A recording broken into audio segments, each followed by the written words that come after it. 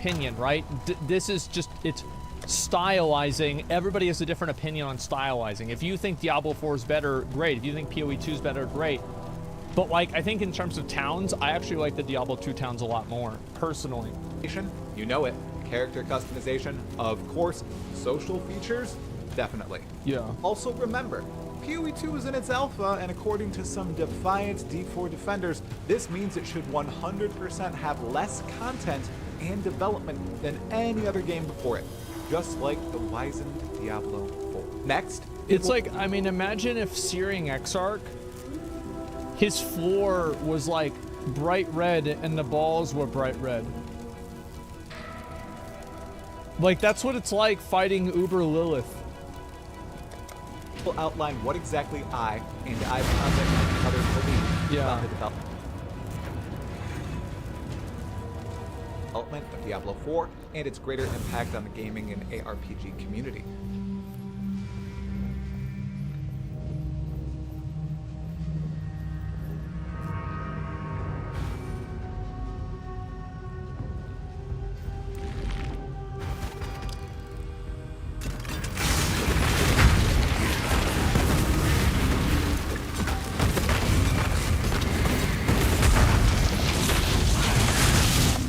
Time to gather my will.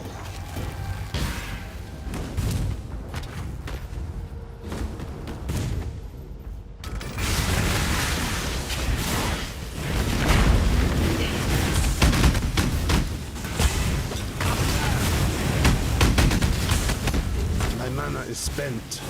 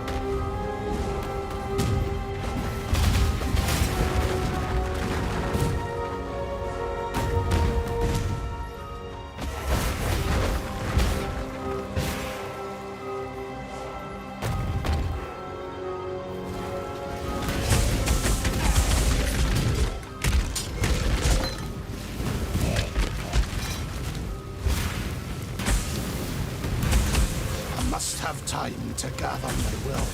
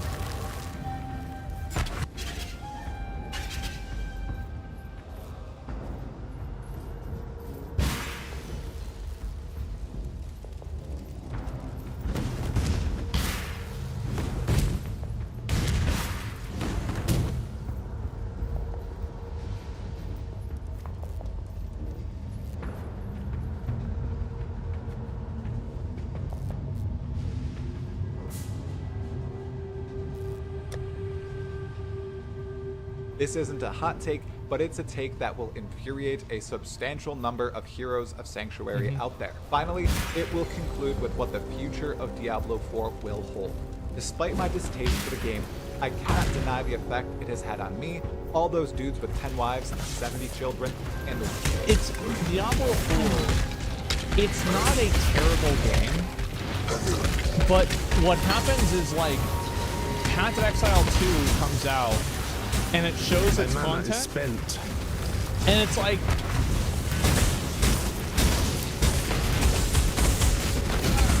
imagine you've only eaten, I'm trying to think, you've only eaten Burger King, or no, sorry, not Burger King's great. You've only eaten McDonald's hamburgers for your whole life, and you like the taste of McDonald's hamburgers. You think they're great. So you go to McDonald's, they have another hamburger, you eat the hamburger.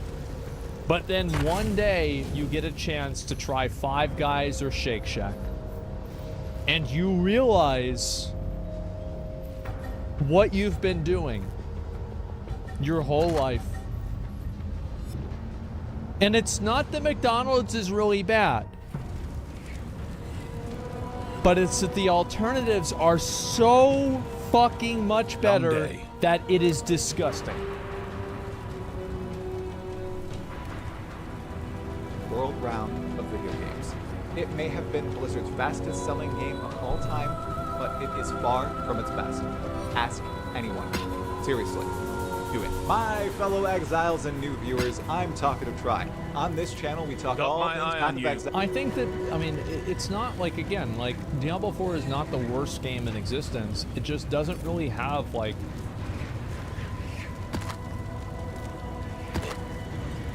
it's just like there's so many things about it, like the boss fights. It's just mid. Yeah, in a lot of ways, it's so mid.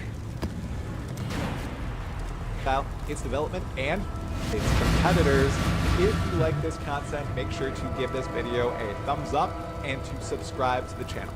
More on how you can support at the end. We are so close to 10,000 subscribers. Now, let's get to it. Presently, we are going to focus on 5 areas wherein Diablo 4 easily loses out against its primary competitors. In all 5 of these areas, I posit Diablo should have been innovative or forward-thinking, not regressive or not janky in today's game. Well, I'm just thinking, like, what did they really do with Diablo 4 that makes it different than other games? Because I feel like the only degree of innovation that they had for the RPGs probably happened in, like, maybe in Season 2, they had, like, those world events that were pretty cool. I like those. Mounts. Yeah, I mean, so, like, like you said, like, that's it, right? I mean, Helltides are different? Yeah, the outdoor, I like the outdoor events that Diablo 4 has. But some of the areas are so unbelievably simple, I'm confused as to why they are not present in a game like Diablo 4. Others are obviously incredibly more difficult to solve. Let's leap into the aesthetics of Diablo 4. Immediately, you might be thinking D4 is beautifully designed. Its environments and sounds, after all, are spectacular. However, that's it. There are plenty of other areas where... Yeah, the game looks good. I do think it looks good. One big shortfall on the game. That's boss rigging, simple skeletons. The boss rigging and animations are definitely true. Like, the animations aren't that great. In terms of, like, the animation hitboxes and the visuals of the effects are not accurate.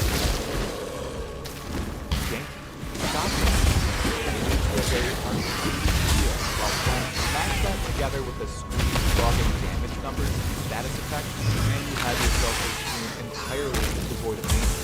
This also... I have to say that I really wish that PoE had damage numbers. I love damage numbers. I think they're awesome. I want damage numbers. I don't care. I don't care who disagrees with this. I just want it as an option. I'm not saying you should have to have it on. I just want it as an option. I like big numbers. What? What happens in games like Path of Exile, wherein you can choose your maps to absolute maximum, but therein the animations are smoother, especially for monsters. Damage numbers don't litter the entire screen. Instead, I think that PoE animations can be extremely problematic as well. So the way that PoE animations can be problematic is not actually in the animation itself. It's at the accelerating effects that cause the animations to occur at a rate that is unnatural. So what I'm saying is Soul Eater. Right? Like, the animations of something that has Soul Eater, like, what the fuck is going on here, right? But besides that, yeah, I would agree. effects are entirely tracked by your intuition and character building. The impetus is on the player. Danger. To understand An what intellect they're of blazing inflicting suns based on and how black they built their stars character. scours the firmament in search of all that is and all that shall be. The cleansing fire desires omniscience, but it does not understand what it learns, nor does it care to. The minds etched into ashen captivity by the disintegrating light of clarity are nothing more than motes, droplets amidst the tempest, a fan to the flames of the inferno. This obsession leaves it blind to the path set before it by the Light Keeper.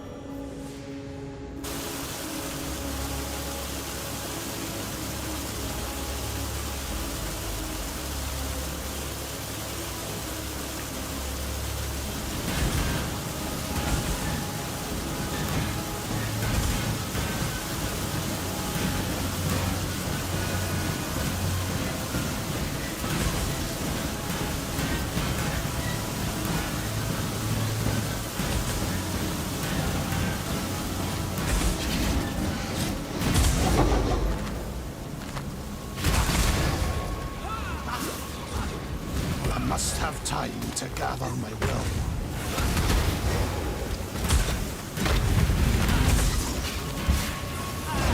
My mana is spent.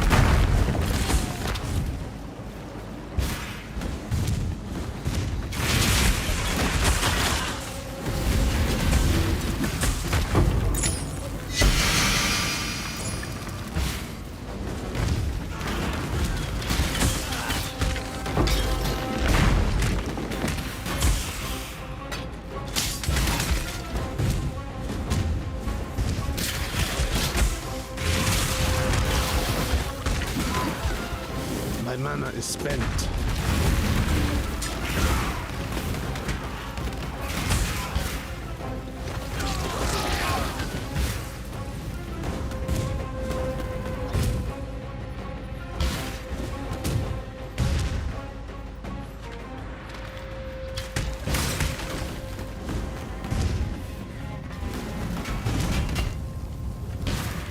I must have time to gather my will.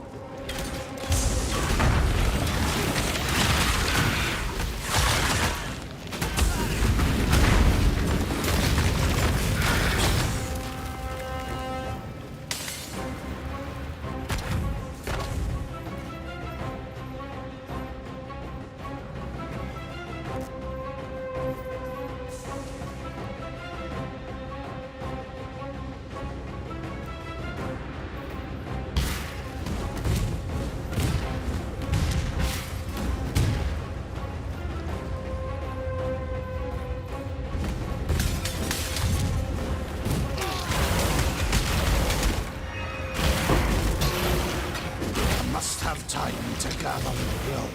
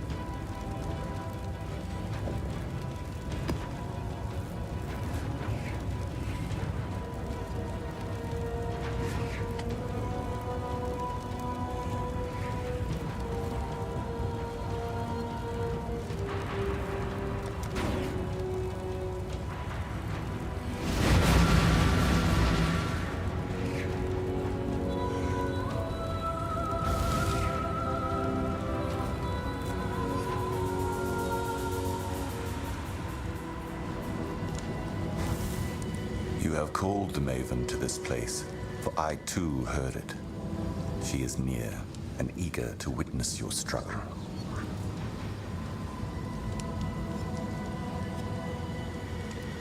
You have called the Maven to this place, for I too heard it. She is near and eager to witness your struggle.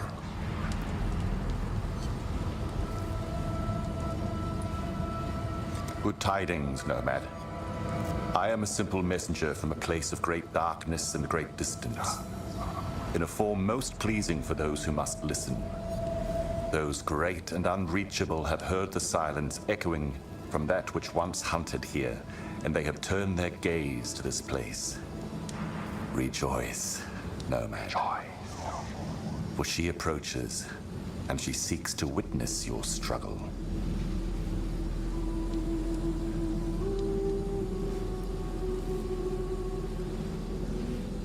Beware what you ask, Nomad. Curiosity is a charming trait until it is not. Information will be volunteered, not coerced. It will create more questions than it answers. When at last their shadow is cast upon the firmament, it will take more than you can possess to bind and silence the screams within your mind.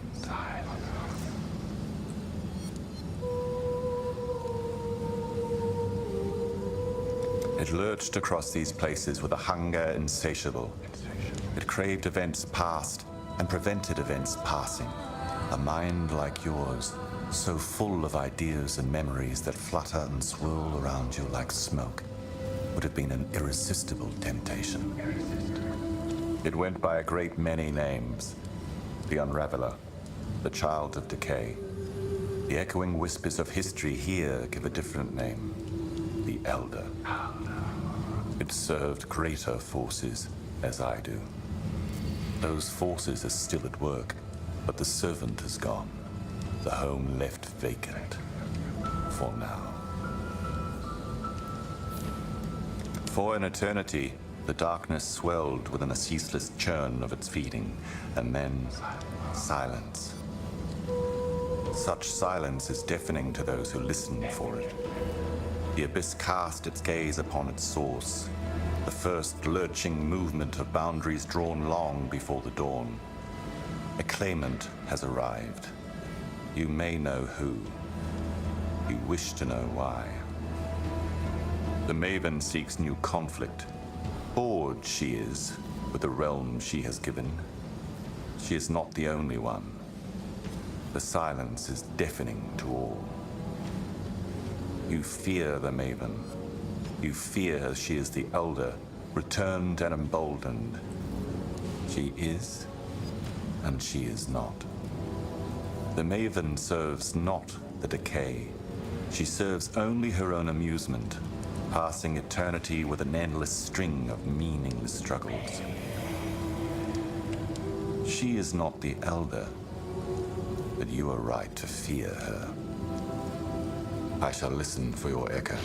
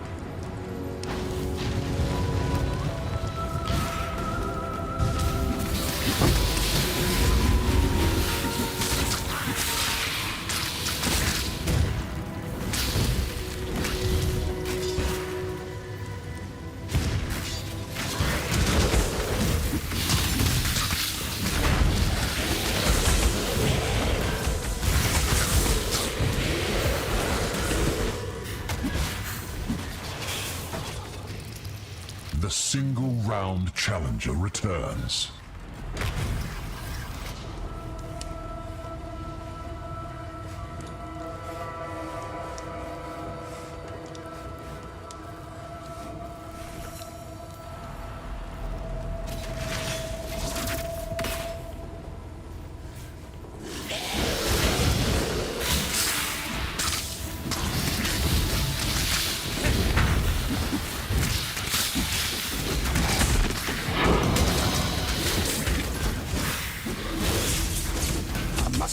time to gather my will.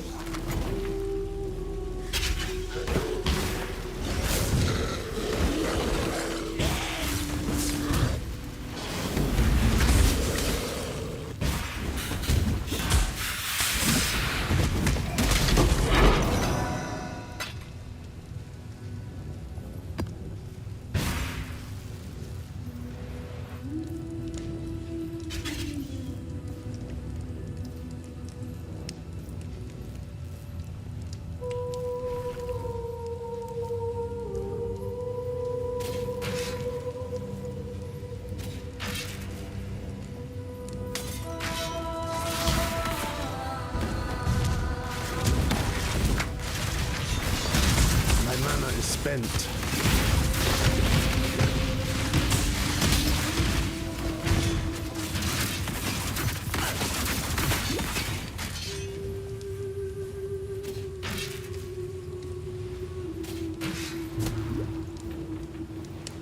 Ah, there you are.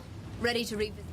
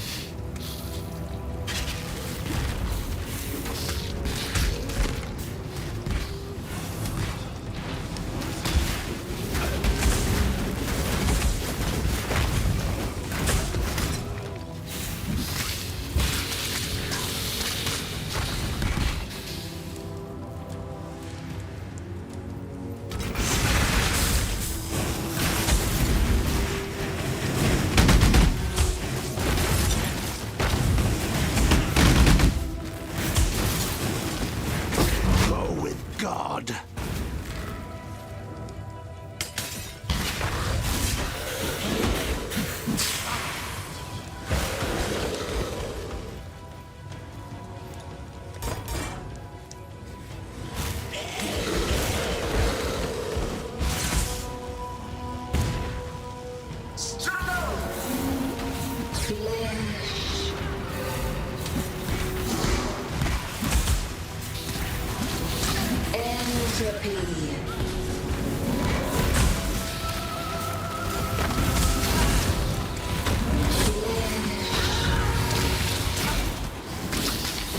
I must have time to gather my will.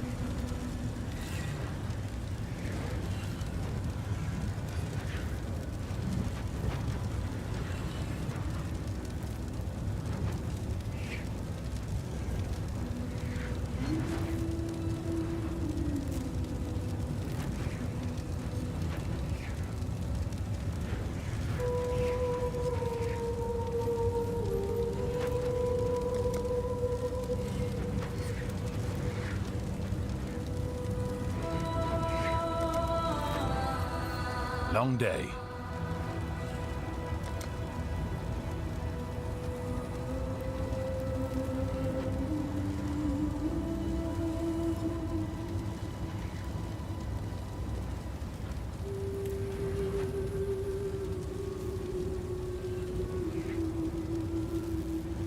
The job never ends.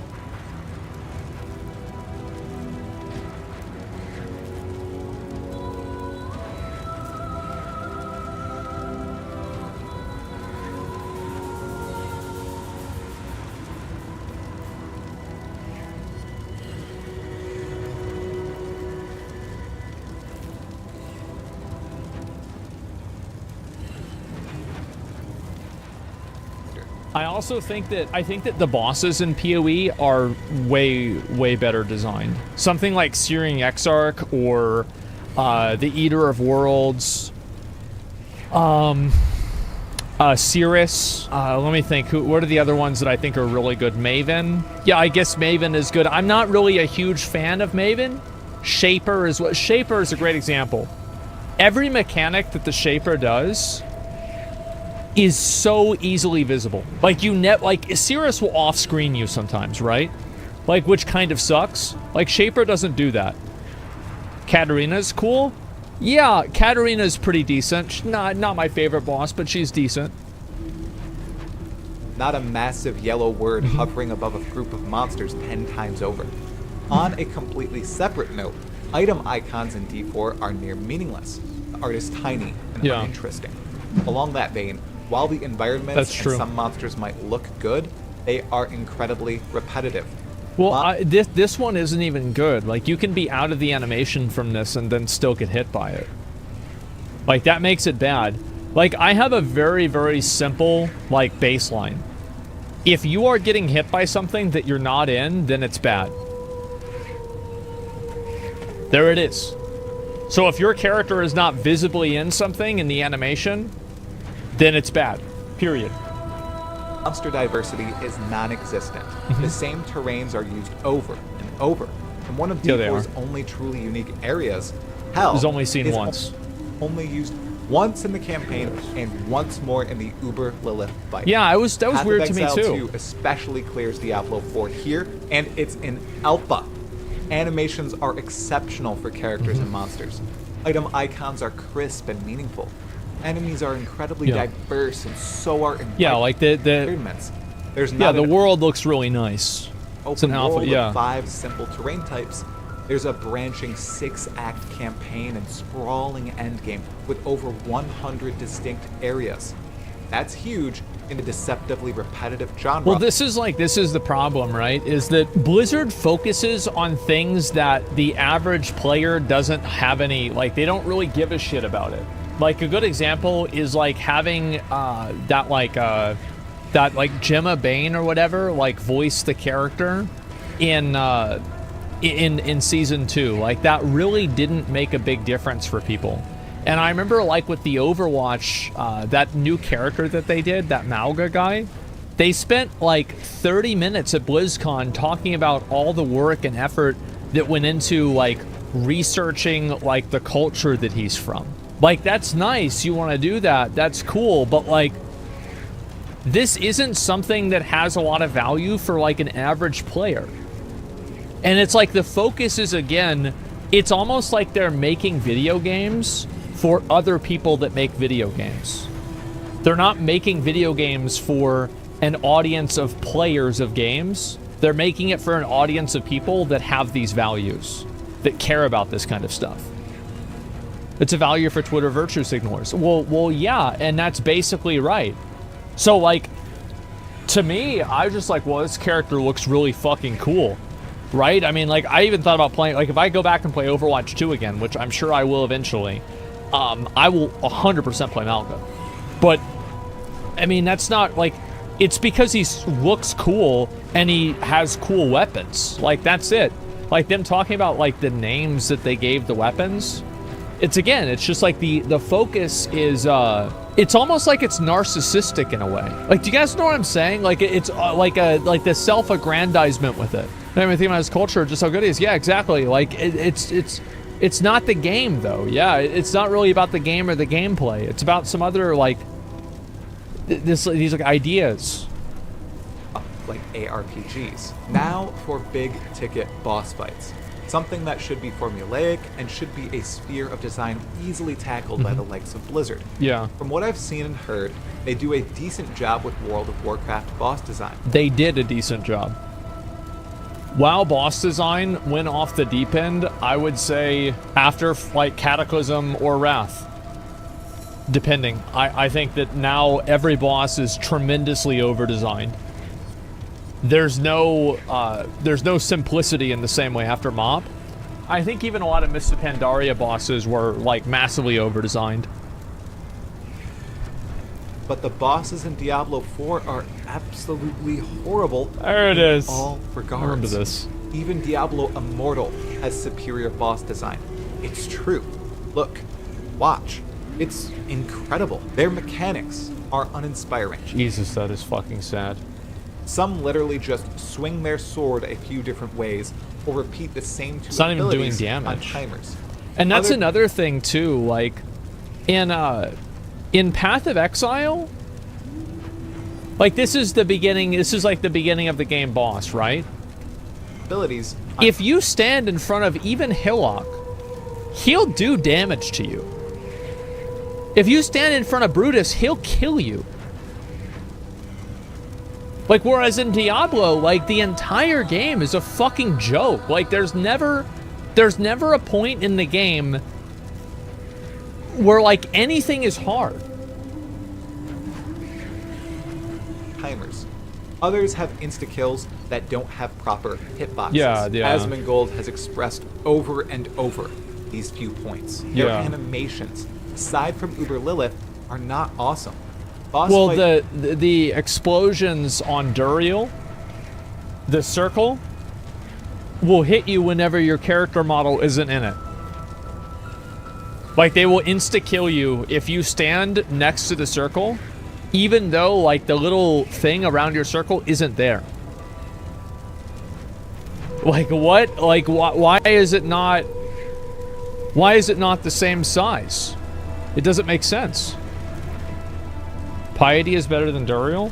Duriel is... Oh, it's a decent boss fight. But, again, it seems like it's such an easy solution.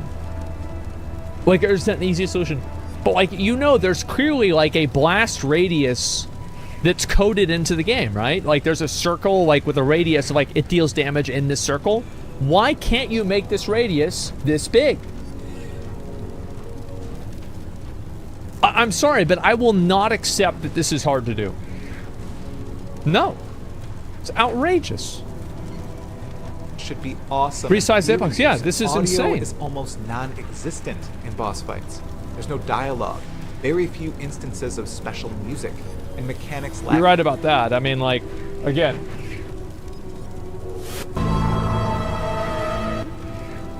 This is just for one boss fight.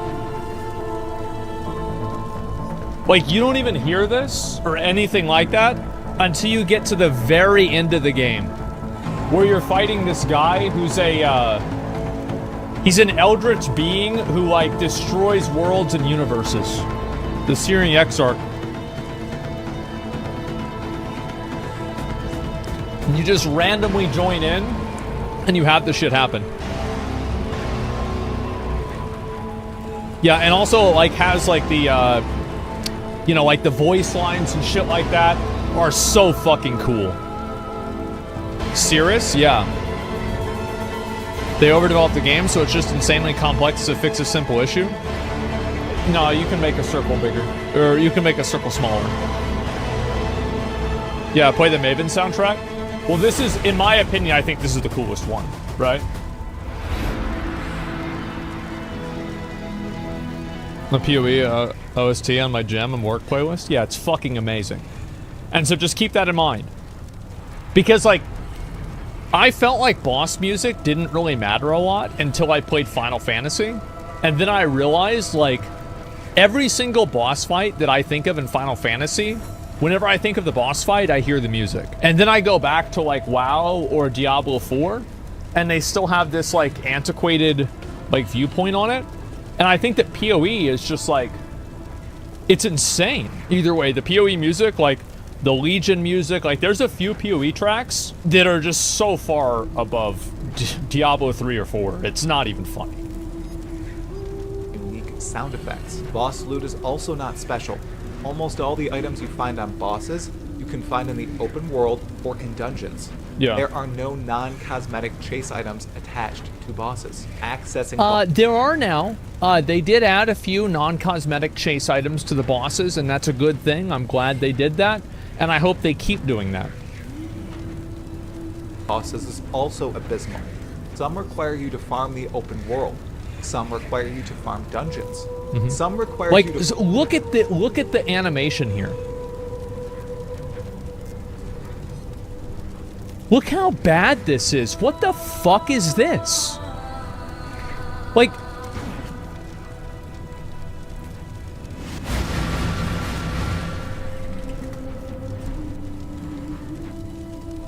You're supposed to, like... What? The Maven has come once more, drawn by your beacon.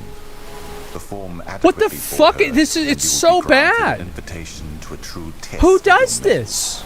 You should not refuse it. It's garbage, yes, They're not and like you can disappointed. clearly tell. Oh, okay, you go here, right?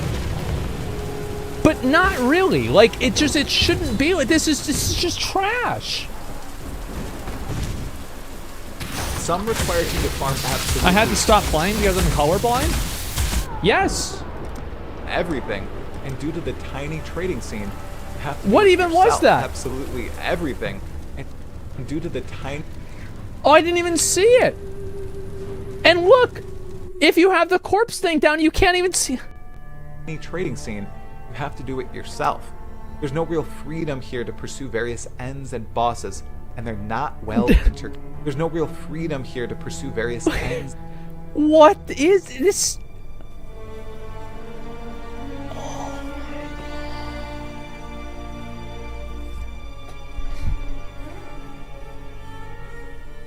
I just, in my opinion, You swore sinew and these soul are the things to in serve games God that and the I order find of to the be Templar. completely indefensible.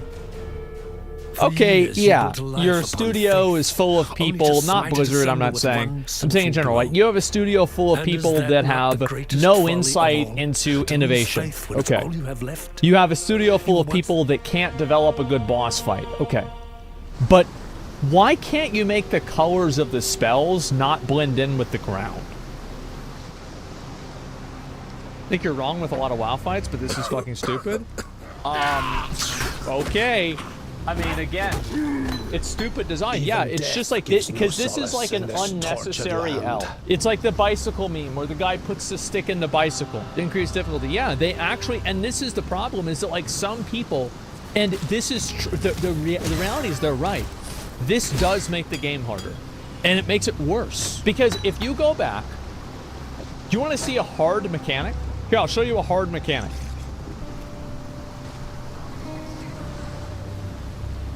So he has to avoid every single one of these balls while these mobs are attacking him, and you can clearly see where the balls are and where they're not because they're lit up with the, what do you call it?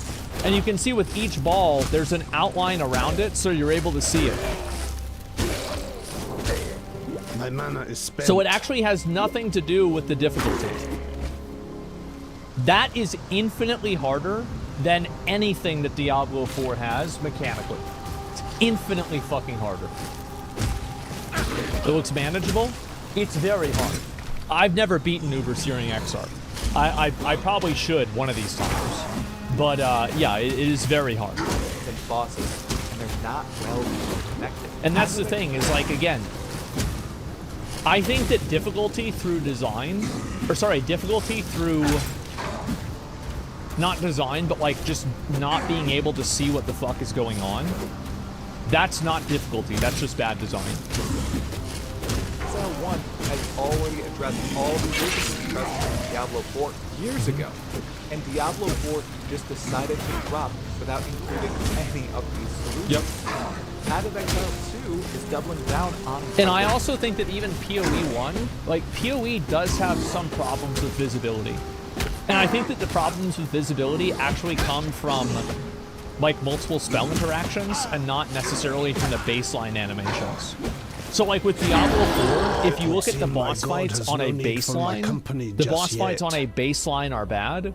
Whereas in PoE, the boss fights with the amount of added clutter that combat creates are bad. Which, like, these are two separate problems. boss design and shocking the world while doing so. Path of Exile 1 and 2 have inspired boss mechanics, and each boss is truly special. Even similar abilities on paper are distinct and terrifying. For example, the classic Shaper Beam versus the rage-inducing Die Beam from Cirrus, Awakener of Worlds. Path of Exile 1 bosses have smooth animations too. They have special loot tables. They're all interconnected in some way, either by the Atlas or Atlas passive skill tree, or some sort of access fragment.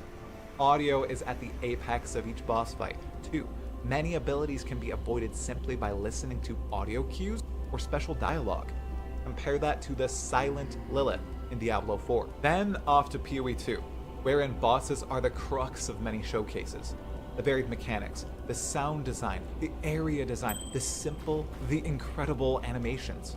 It wows everyone who watches them, and if they continue with the bossing systems pursued in PoE 1, which they've stated they will likely do. Oh, I think that, like, the bosses in PoE are very good. Like, again, like, you do have clusterfuck situations, right? Which, like, let's be honest, is this the Formed? I think it is. Like with all the different Shaper Guardians, this is a clusterfuck situation. The Twisted? Special dialogue. You're right. You're right. You're right. It's not Shaper Guardians. I don't know why I thought it was Shaper Guardians. Yeah, the Constrictor, of course. Yeah, yeah. This is okay. Yeah, these are Elder Guardians. Like these fights are supposed to be clusterfucks. And in my opinion, I don't really like the Maven fights that much. They're kind of just like almost build showcase things, where it's like, how fast can you beat this? Farewell. Not right. Everyone who watches them. And if they continue with the bossing systems pursued in PoE 1, which they've stated they will likely do, PoE 2 is going to crash PoE 1 and Diablo 4 with its bosses. Next up, let's ponder on the itemization puzzle of Diablo 4 compared to the currently live Path of Exile and what's meant to come in PoE 2. This is going to be a quick ponder, as there's no real puzzling in D4 with items. There is a clear upgrade path based on which skill you choose to use. There's no variance, or at least very few alternate paths to piece your character together. Plus, the high end of items is quite easy to obtain. There aren't incremental upgrades you can make. There aren't any situations in which you need to solve a real problem with your character to continue The progressing. gear is too simplistic. It just is. It's too simplistic, and there's too many trash stats and stats that aren't fun.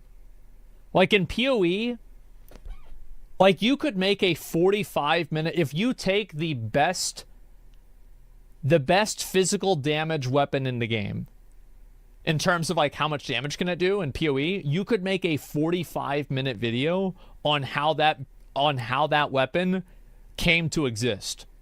Whereas in Diablo, you could make a 45-second video. It's simple, but at the same time, it's cluttered. Affixes on items are messy, and plenty of memes have spawned from the unique case in which some meaningless And even Blizzard knows this. affixes apply, like the "you only deal damage to Goatman on Wednesdays when it's Right. raining," and Diablo actually Yeah. appears in a Diablo game. It's silly. On top of this, the only form of building an item yourself is re-rolling aspects on it, a process which involves farming gold and spamming the re-roll button at a vendor. No thinking, no strategy, no knowledge, just spam. Compared to PoE, It's not like, I think that, you know, I think Diablo 4 is like a 2 in terms of crafting, and PoE is a 10. I think we should have like a 7 or an 8. I do think that PoE crafting is too complex. But like the levels of complexity, like I would get rid of at least like 2 vectors of crafting, like maybe get rid of like beast crafting and get rid of like fossil crafting, or get rid of like beast crafting and synthesis crafting. Like you could remove just a couple of vectors to where like it's more approachable. At least with PoE, there's like something to learn, right? Last Epoch is perfect. Yeah. No, bro, people love this. No, I'm just saying, like, I guarantee you PoE 2 is going to have less crafting vectors. It's because I bet GGG understands this. They understand it's a problem. It's like, I will try out Last Epoch and see like kind of what the that middle ground is. one wherein you can puzzle your way out of limitless situations by itemizing differently, Yeah. putting various uniques together, or rolling special influenced rares, or strategically crafting a certain piece of gear to Jesus. accomplish a niche but important goal. The difference is vast.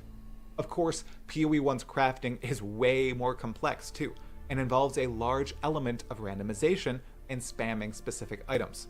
This is something PoE 2 seeks to address to Yeah. allow for greater accessibility, but in the end, greater depth as well. Enter Yeah, like the complexity of PoE crafting is great.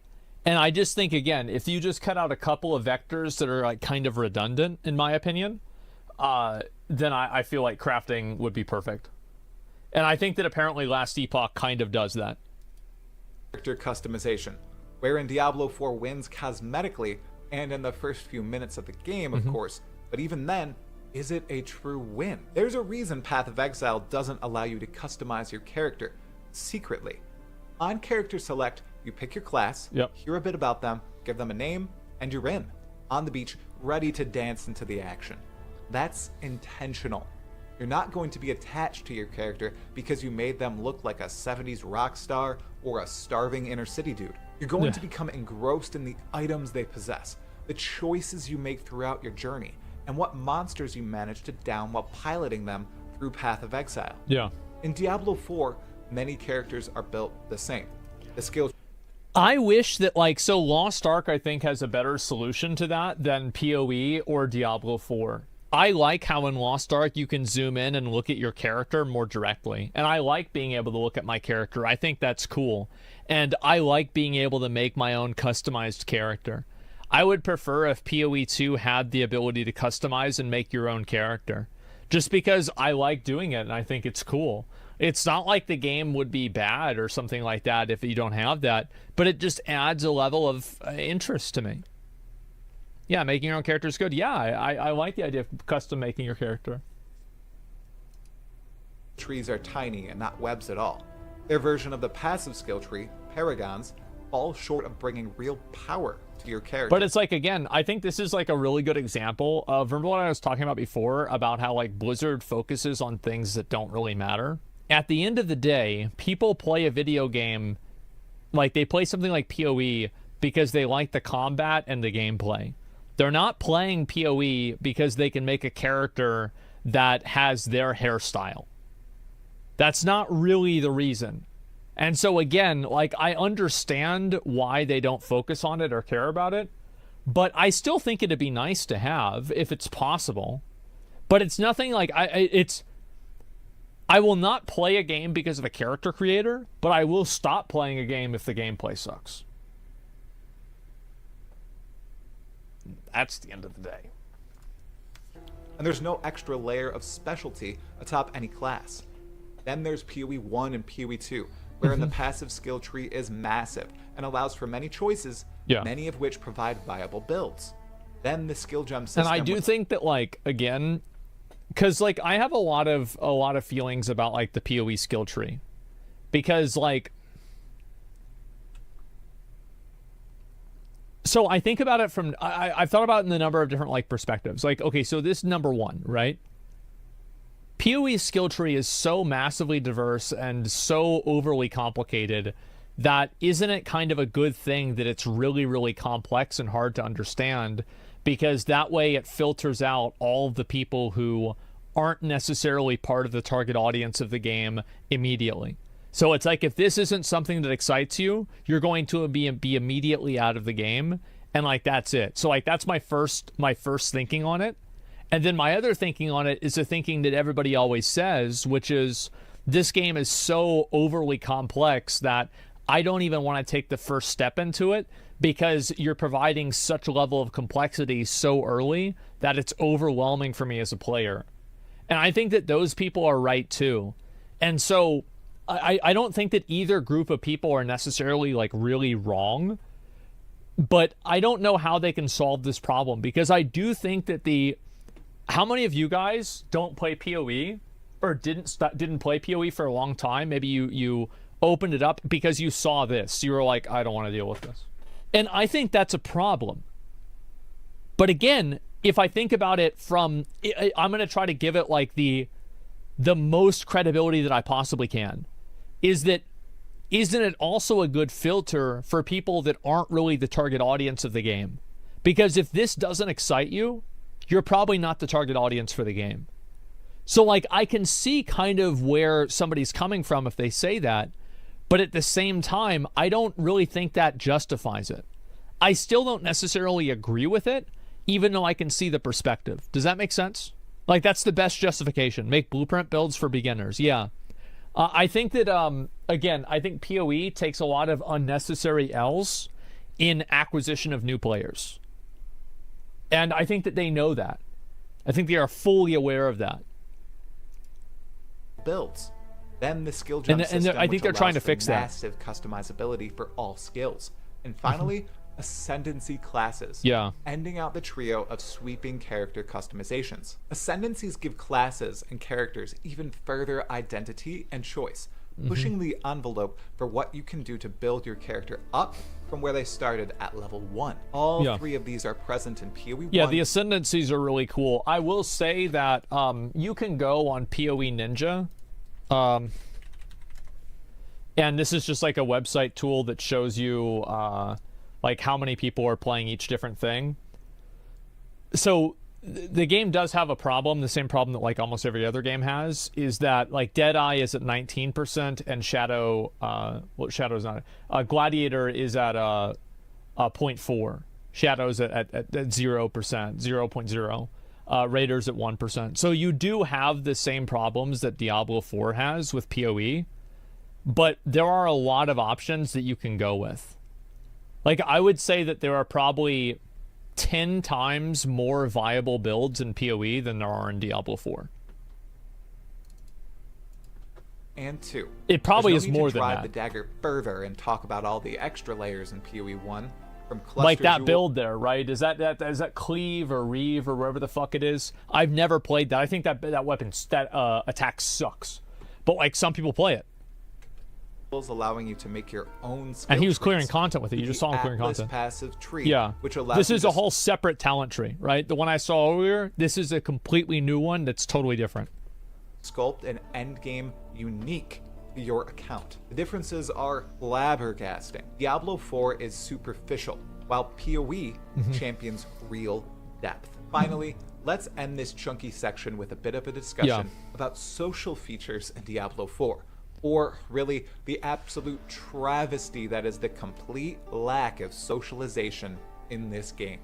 You see, many of the choices they've made leading up to... I like the serendipitous encounters that would happen whenever you're doing a blood, like a green Helltide, basically, right?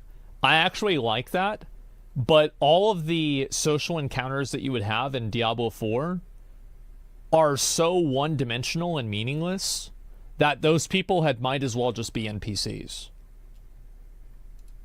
Social features seem to be trying to push but I this do game like into them. a direction many avid players of Diablo 2, Diablo 3, Path of Exile, and other ARPGs didn't expect and honestly didn't want too much. Somehow, Blizzard made an open world MMORPG that is almost purely played solo. Trading is an absolute travesty. It's so There's really annoying. no reason to truly trade. There's no trading channel in Diablo 4. There's no global trading channel in Diablo 4. There's no group finder in Diablo 4.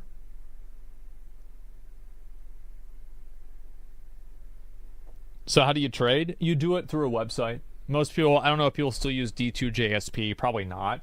But yeah, you do it or through Discord. You can trade items up to rare, but if it's unique or if it contains an aspect, then it's locked to you. This drops the best and rarest items from the trading pool, leading to them being quite difficult, if not impossible, to deterministically get, and fails to encourage players to trade at all. I'm a very big trading advocate. Because, like, here's my mindset. Is that PoE has bots. PoE has RMT. And PoE has all kinds of currency trader bots, everything like that. I don't feel like any of those things have negatively impacted my experience as a player. And if Path of Exile, a free game that you have no barrier to entry to getting into, can make it to where trading and botting does not have a tangible negative effect on my experience, then I will not accept that Blizzard can't do the same thing for a $70 box price game.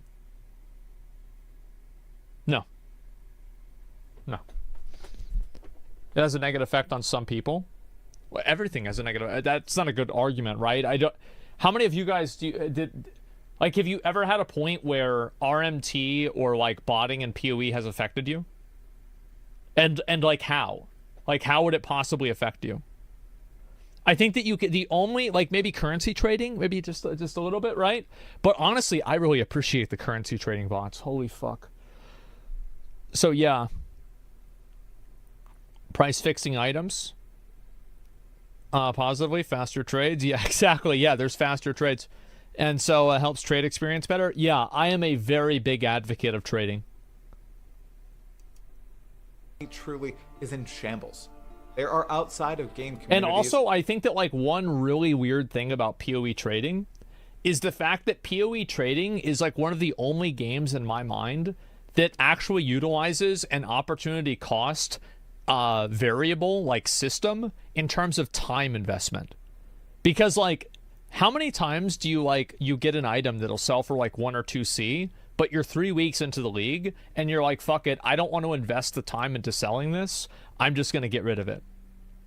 So like it actively has the player make decisions based off of opportunity cost all the time and decide whether something is worth selling or not. I think that's very interesting. I like that a lot.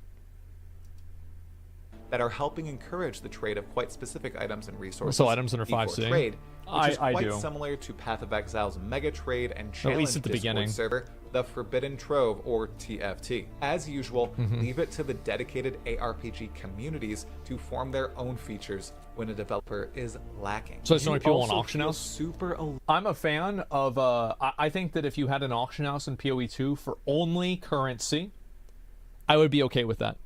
Because I think that the currency trading meta is a genuinely unfun, frustrating experience that makes the game worse. But I think item trading should be peer-to-peer. And it shouldn't be through an auction house. Yeah, like the currency trading, like it's so fucking bad, man. Please give it, yeah, but only for currency. Alone when playing Diablo 4. There's no global chat or way to interact with people who aren't in your immediate vicinity, but on your server. Yeah. Again, there's no need to actually create content that needs to be played with others for a game to feel social. In Path of Exile and Last Epoch, global chats are almost always vibrant at all times. In PoE during League Start, hundreds of global chat channels are bubbling with activity. There's the dreaded Global Chat 1, which is filled with the scum of the earth. There's Global 4040, which is dedicated to freely helping out absolutely anyone with the challenges present in that particular league. During my relatively little interesting. amount I didn't of know time that in about Last Epoch, the global chat in that game has been vibrant, and every time I have a question, I always get an answer. It's great. Meanwhile, in D4, everything is silent. If you have a guild, you can chat there. If you find someone in the open world, you can try to chat with them between blasting packs, but besides that... Well, there's no group finder in Diablo 4. Like, there's a group finder in PoE. I don't know if he's going to cover this or not, but, like, you can join a group finder and do different group content in PoE. Because there's a lot of people that play something called, like, an Aura bot, which is, I don't know how popular it is now, but for many, many years, I'm sure you probably still have people that are doing it. They're playing an Aura bot where, like, all they do is they just have 50 different buffs where they just buff other people. That's it. So, like, their character is designed for group play. There was no easy way to chit-chat with other players, if they're even there. The clan or guild feature is absolutely bare-bone. It gives you a chat channel and nothing else of substance. In Path of Exile, guilds have entire hideouts they can share, a chat channel, and a stash they can fill and use to share items with their fellow guild members. The only incentive people currently have to truly interact is sharing ingredients for boss runs, particularly Uber Duriel runs. That's it. In PoE... Which is, I think the Uber Duriel, like, sharing runs, I think they're cool. I'm totally fine with that. People share normal map runs, numerous boss runs, Domain of Timeless Conflict rotations, Chayula runs... Yeah, like, it's usually, like, Breach and 5-way rotations that are the main group content. And it used to be, the fucking... the Ascendancies. Completions, and much more. The guild stuff not being built out, I can forgive. Trading, I guess I understand given D4's focus isn't really on awesome itemization. However, the fact that there's no global chat and that D4 feels dead, even though there's... And it's like, it is cool that he can make the rocks come up and the snow changes based off of where the rocks are. That is really cool. So it's not like Diablo 4 doesn't have anything cool, but, like, that's cool for 3 seconds. Good itemization is cool for 3 years. Probably a ton of people online is wild. It seems like a rather simple ad, but for a company like Blizzard, who built Diablo 4 seemingly on a skeleton of an engine, given the way their stash system is coded, inserting a global chat might somehow allow Diablo 4 players to chat with World of Warcraft ones. You might think this is a silly joke. It is not. I am confident this is possible. More and more, the hidden and not so hidden truths behind Diablo 4's development are becoming clear. While some developers have the freedom to let their product cook and get good, I don't think that was possible for the people behind D4. These developers are in a bad situation, but it's also unfortunate they don't seem capable of learning from both past mistakes in Blizzard's own franchise and all the lessons other games in their space have learned over all these years. Thusly, there are dual factors here, everyone. One, the developers were extremely pressured by executives. I guess this must have been before the game came out. This has got to be before the game came out, right? Yeah.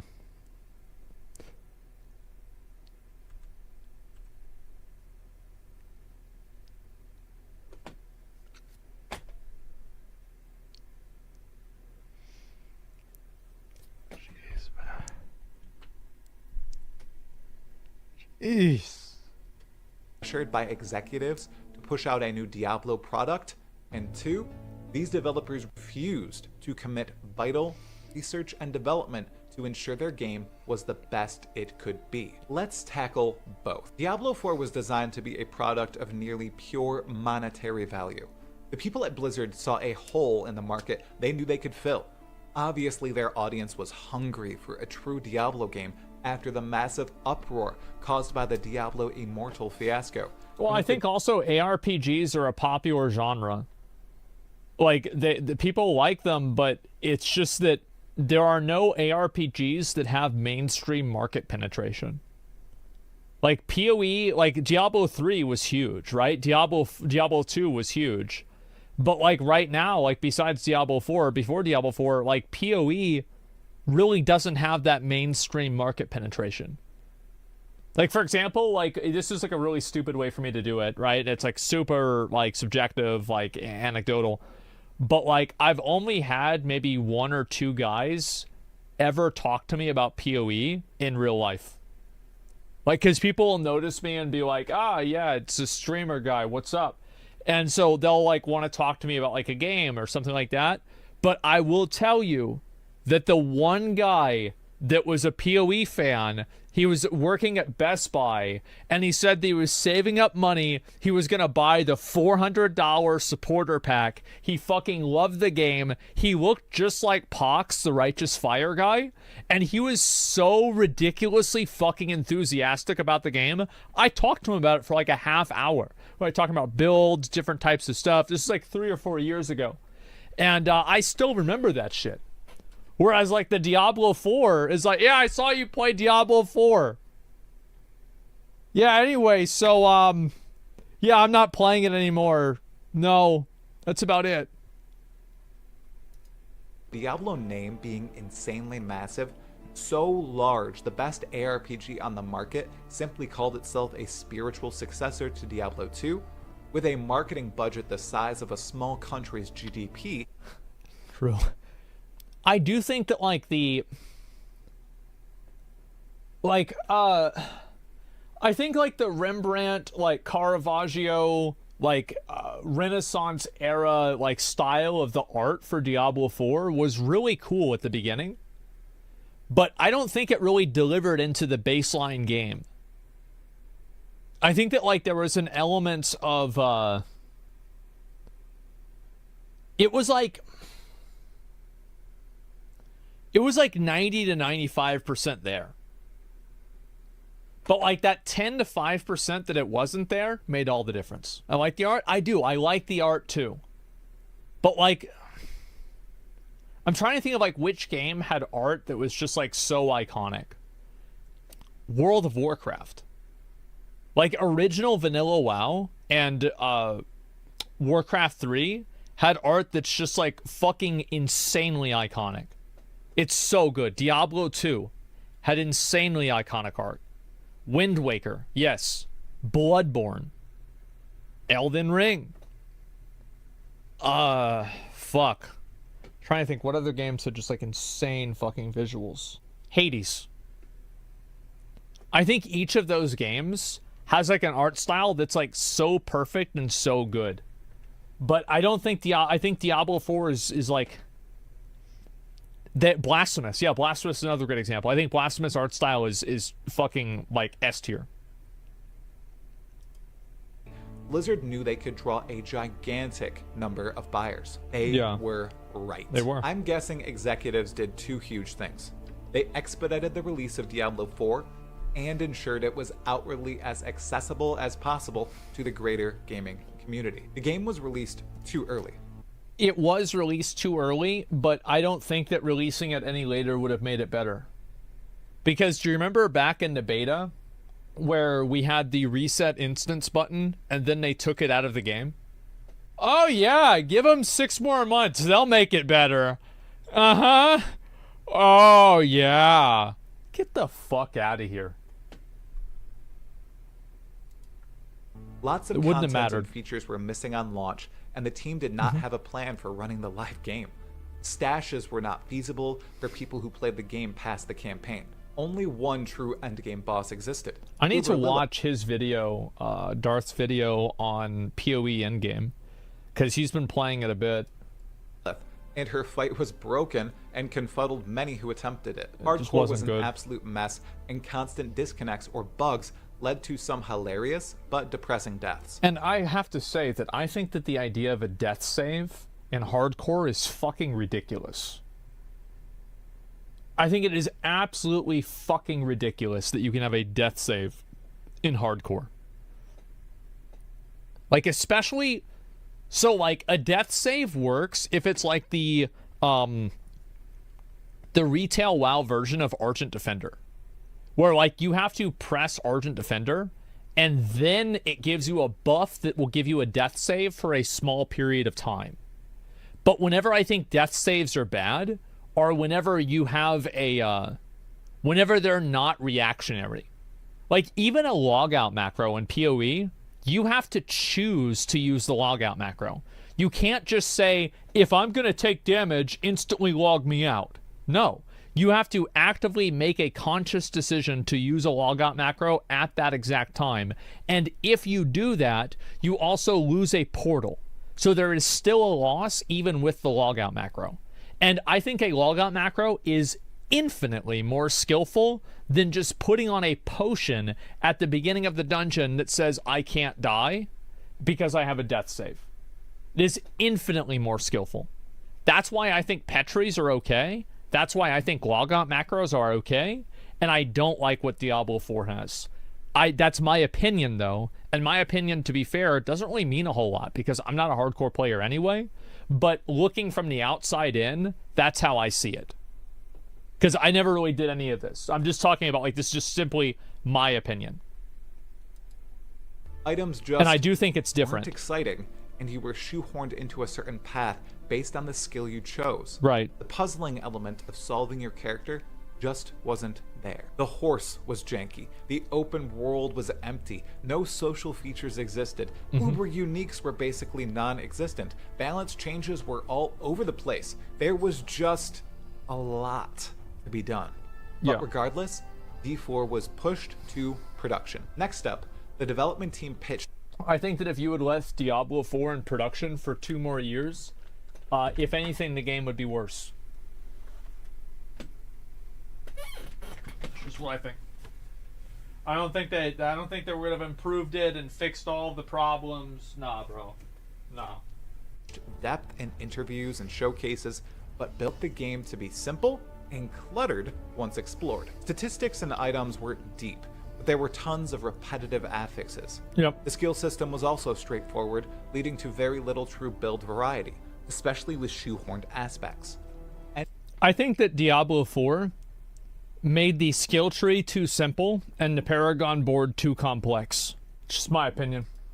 Endgame revolved around pushing dungeons and re-rolling for aspects hundreds and hundreds of times for mounds of gold. All these ideas weren't focused on as they didn't matter to the masses or the executives. What obviously was focused on was the campaign, which was actually pretty good, but only pushed on players a single time.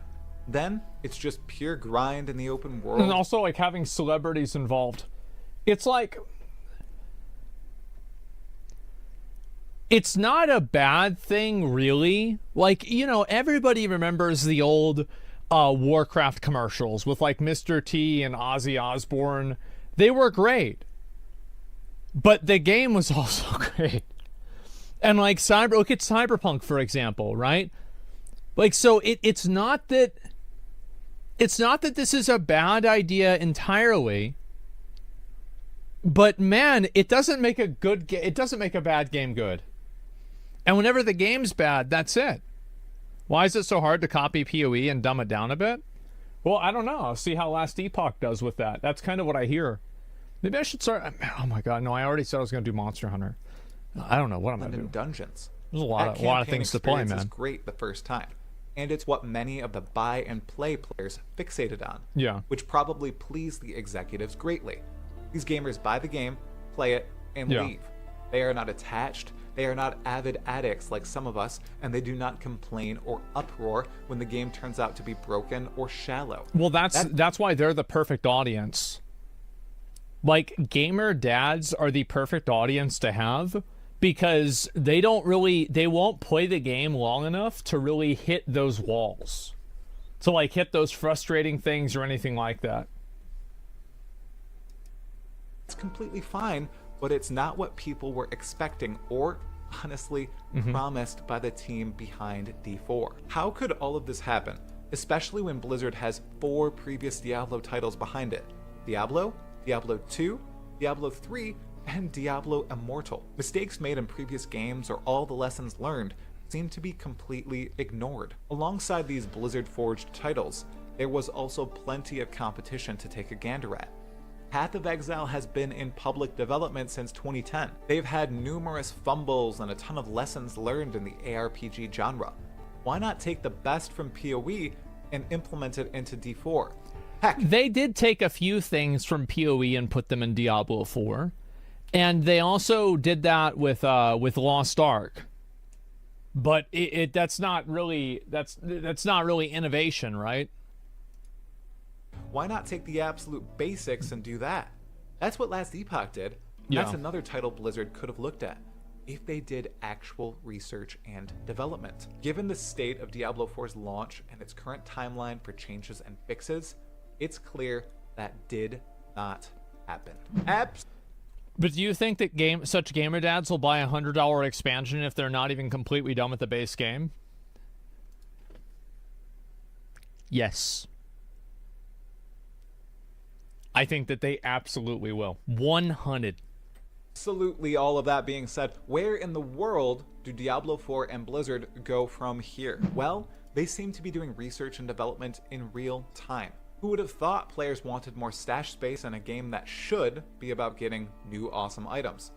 Anyone who has ever... You shouldn't need more stash space. The problem is the aspect system. The aspect system is why you need more stash space. Fix the aspect system, then you fix stash space. The majority, like here, think about it. How many of you guys, the majority of your stash is full of aspects? It's not about the gear, it's about the aspect on the gear. Yes, exactly. And so this is, again, Blizzard doesn't understand the problem. They don't get it. Like, yeah, sure, give us more stash space. That's great. That solves the symptom. Oh, God. They just can't. Yeah, it's like they just... and it's like, it's very problematic. Think about it, right? That I don't think that they really understand where problems come from. Halo 1 did nothing innovative, but made a game that combined everything existing into a great overall game. Halo 1 did nothing innovative. The energy shield recharge automatic, wasn't that innovative? I don't know. I'd have to really think about that. I think it was. Yeah, and that was like a tremendous level of, and it used 2 weapons? Yeah. Perfect Dark? Perfect Dark was like, what, 1999? Look, we're getting off topic. We're getting way off topic. You're right that Elden Ring in a lot of ways was not innovative. They just did what Dark Souls 3 did, and they did what all their other games did. They put it all together. They made it so fucking amazing, and that was it. So you're right. And a lot of times you don't need to reinvent the wheel. Just make a really, really good wheel. You're totally right. However, do you see kind of like what the problem is here, where I think a lot of times the developers don't understand what the problem is. That's it. You want more stash space? Great. Give everybody more stash space, but that doesn't solve the problem. And they don't know where the problem comes from. Played an ARPG before. Who would have thought players would want items with more meaningful and impactful affixes than deal 15% increased damage when you're smacking it from behind and holding a flaming rapier of demon slaying? Well, here's the reality of why they have those affixes. They have those affixes for the same reason that PoE has light range. They have them as trash affixes to increase the pool of possible things that you can roll. That's what it is. One who has ever But there's too looked many at of them. items in a beloved ARPG before. Who would have thought There's too players many. would like an endgame system that More involves vectors of popping RNG, huge yes. packs of monsters, fighting well-built bosses, and forging compelling items? I think Anyone that the most indefensible thing about Diablo 4 is the bosses. It's the bosses. That is where things are just really...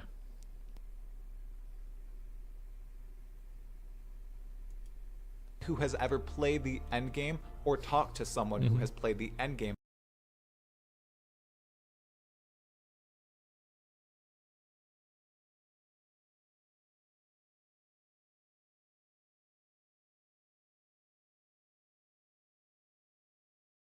Step into 2024 with confidence, a place where people pay for what they've done, and it's also a place where many of those people reckon with what they've done. Different inmates do that in different ways, but some of them choose therapy. The group therapy sessions held at New Folsom Prison are very confronting because you're seeing these people face into their past, the worst versions of themselves, the worst things they've ever done.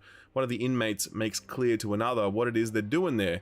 He asks this other person, quote, "Would you be willing to go through this, not to fix it, not to make it go away, but to see it with a new perspective," end quote. So that's what these men are there to do. They're not there to seek forgiveness or some solution to their situation.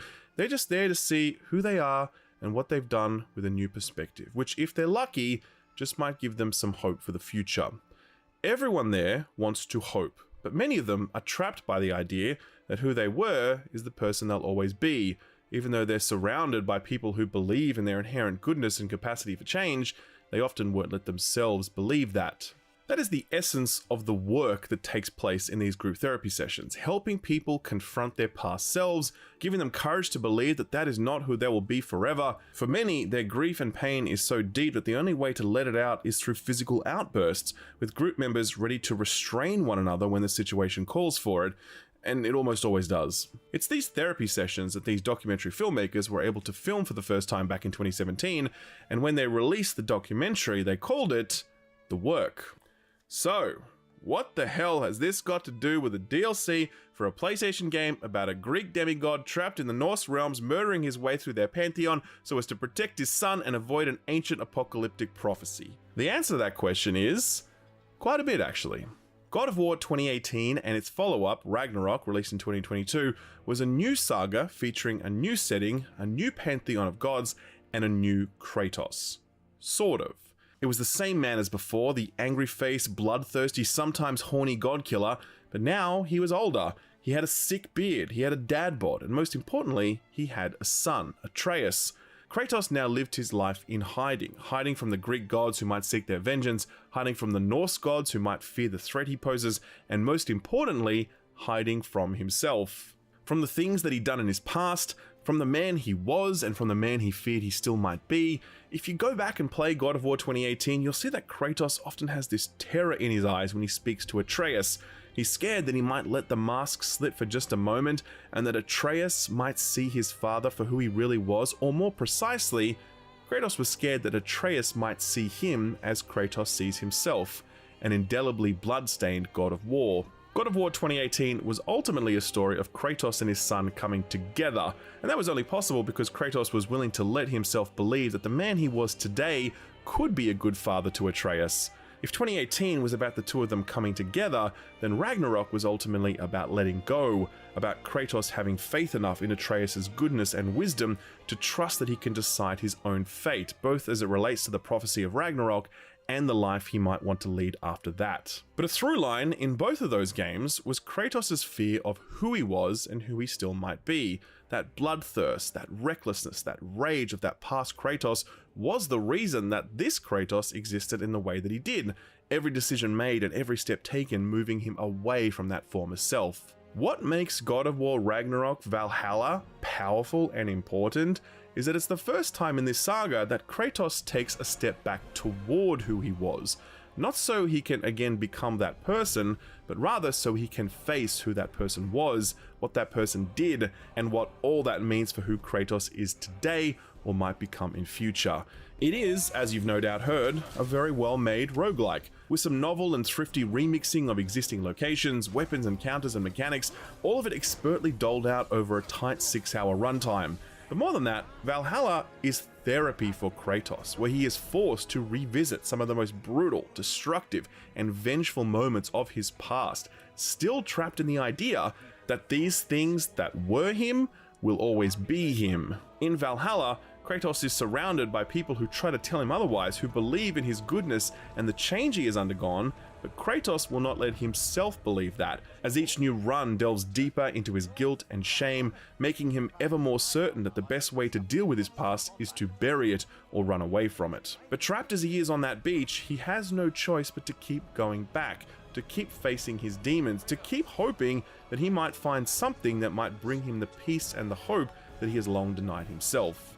That is the work that Kratos undertakes there on that black sanded shore, waking up after each failed run. It's Kratos putting himself through hell over and over again, trying to find a way to reconcile with that past so that he can give himself a future. All of this is delivered in different ways throughout the journey, but the bulk of it happens within a single main quest line that begins when Kratos starts to understand what it is he's there to do. You know what that quest line is called? It's called The Work.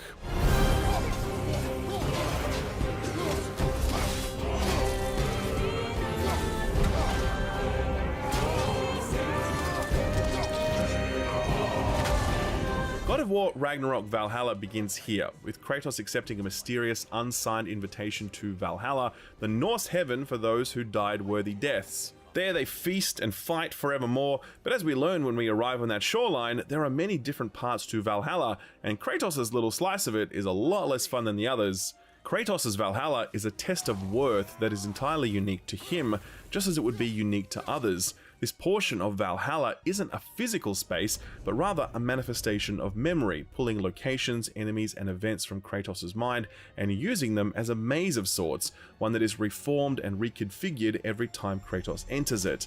The structure at the beginning and end is always the same, but in the middle part, each door you walk through leads to a surprise location. Will it be a boss fight in Midgard, a puzzle challenge in Alfheim, a moment of respite in Asgard, or a tense combat gauntlet in Muspelheim? You never know, because that's how it goes with roguelikes. And that's exactly what God of War Ragnarok Valhalla is, a roguelike. You will die repeatedly, each new run giving you the choice of abilities, perks, and stats to make each run feel unique, but also meta progression currency that makes each run that little bit easier, moving you toward a conclusion at a steady pace.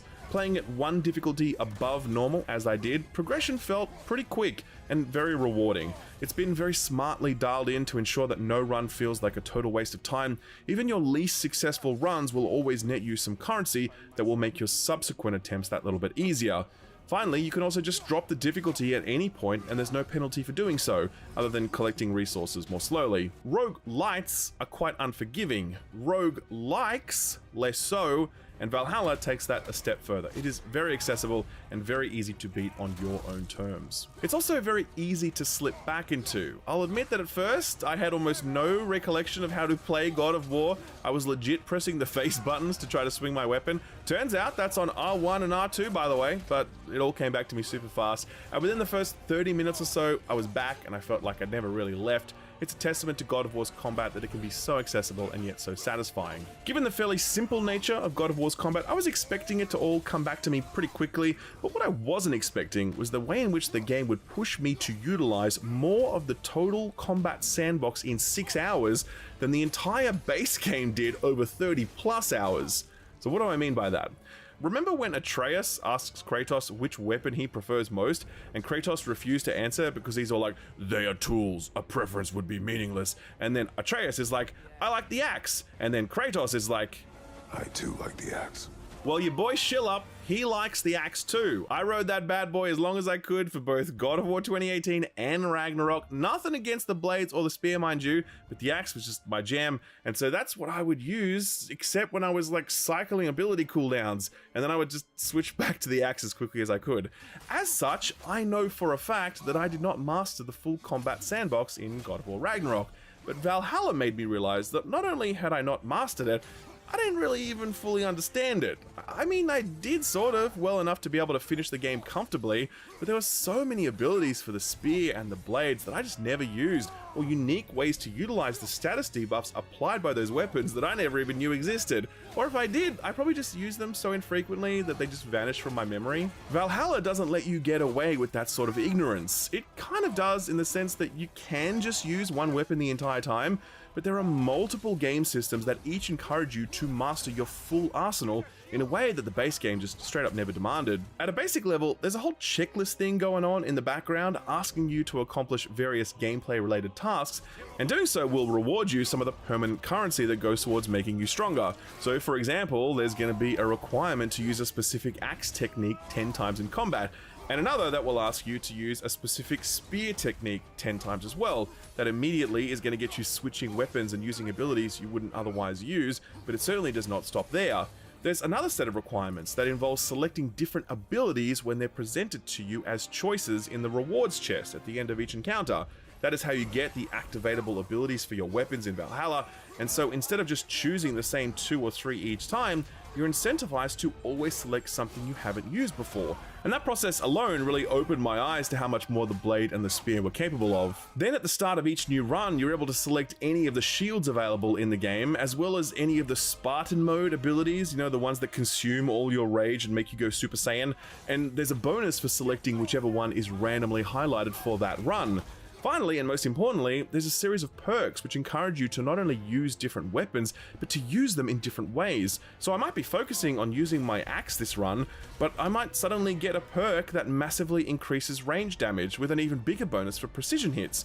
At that point, I'm essentially running a ranged build, using the axe as I wouldn't typically do, because the perk system is encouraging that sort of play. Now to be clear, none of this is particularly novel in the roguelike genre. This is very standard fare.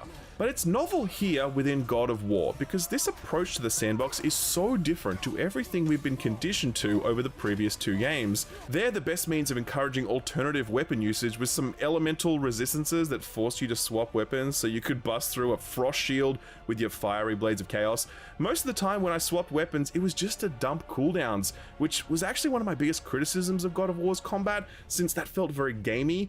Ironically enough, Valhalla kind of solves that too, since most runs don't give you abilities for more than one weapon, instead allowing you to select abilities and then upgrade their effectiveness. You literally can't cooldown dump here because you've only got 2 cooldowns. You need to make the most of the weapons you've got and the abilities you've chosen, and that really pushed me to explore and understand this entire sandbox far more deeply than I ever did when I was playing through the rest of the saga. In this way, Valhalla is a swan song for the sandbox, giving you one final tour of it in its entirety before Sony Santa Monica move on to whatever it is they're making next. It's a swan song that's mirrored in Kratos' inward journey as he battles his demons real, imagined, and remembered. And this brings us back to the work. You do not know everything that I am. That you were!